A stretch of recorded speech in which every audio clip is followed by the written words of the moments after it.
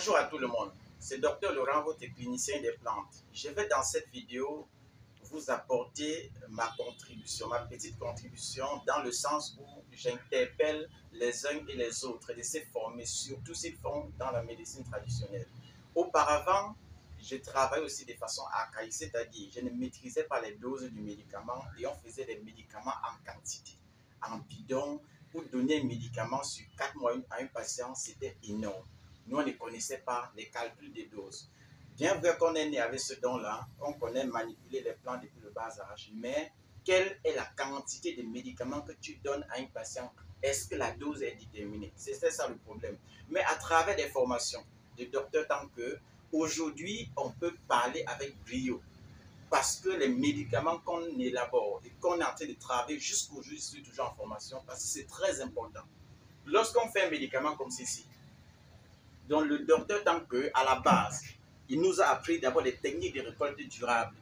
On a appris les techniques. Aujourd'hui, c'est difficile de voir certaines espèces qu'auparavant on trouvait facilement. Même rien que les écorces du manguier, ce n'est plus facile. Pourtant, plus de 50% de la population se soigne de façon naturelle.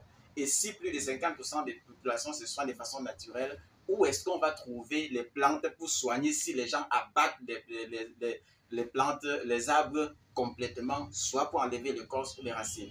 On nous a appris les techniques de récolte durable.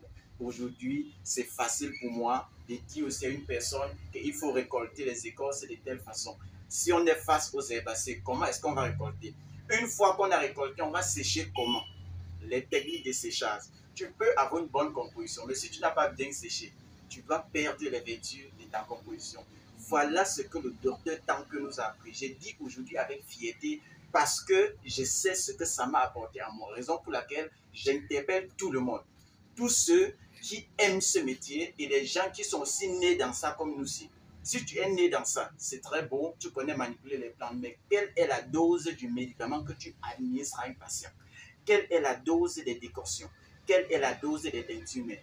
Il faut connaître tout cela jusqu'à ce que, quand vous allez donner un médicament à un patient, que mentalement, vous êtes libre. Il faut être libre mentalement quand vous donnez le médicament. Il ne faut pas dire, donner le médicament et dire, pas boire seulement. Voilà ce que les gens disent. Pas boire seulement. Bois comme ton eau.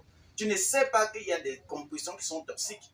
Si tu fais un médicament avec le clou de girofle, la dose du clou de girofle, si ça excède déjà 1,3 g, c'est nocif, ça peut foirer les reins, ça peut détruire le pancréas. Mais on va te donner une composition peut-être avec 1 kg de clou de girofle, on dit bois comme ton eau. Voilà ça, tu bois pour soigner un mal, tu as foiré tes reins, tu as l'insuffisance rénale, on va dire tu te soignais à l'indigène. Vraiment, c'est compliqué. Donc, frères et sœurs, si vous faites partie du domaine, je vous exhorte et je vous en prie de suivre des formations. Et moi, je suis fier aujourd'hui. Il faut vraiment suivre des formations. C'est très important. Donc, cette vidéo-ci là, c'est pour d'abord dire merci à Dr Tanque. Venez et suivez la formation entièrement. Jusqu'aujourd'hui, je suis apprenant chez Dr Tanque parce que ce qu'il fait est exceptionnel. Exceptionnel. Je suis quitté des médicaments en fût. Aller des médicaments en bidon. Aujourd'hui, un flacon de médicaments comme ça, là, ça peut faire 4 mois de traitement. Vous voyez l'amélioration. Et jusqu'aujourd'hui, on travaille encore pour améliorer la quantité et la qualité du médicament. À force de donner les médicaments en quantité sans maîtriser les doses, les gens finissent par s'étouffer. Ce n'est pas bon. Les gens parfois aiment se soigner en cachette. Il y a des gens qui ont des maladies chroniques.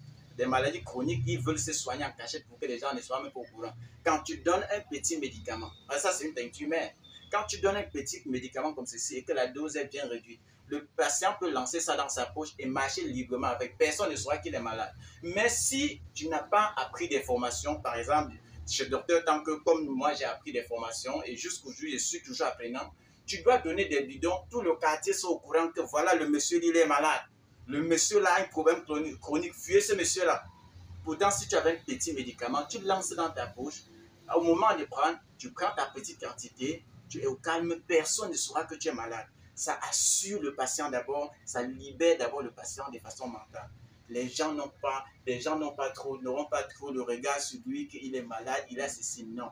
Soignez-vous simplement, s'il vous plaît, frères et sœurs. Si vous êtes naturopathe, si vous êtes phytothérapeute, si vous êtes né avec le don de soigner les gens, s'il vous plaît, suivez des formations pour qu'ensemble, nous donnons l'image positive à la naturopathie africaine.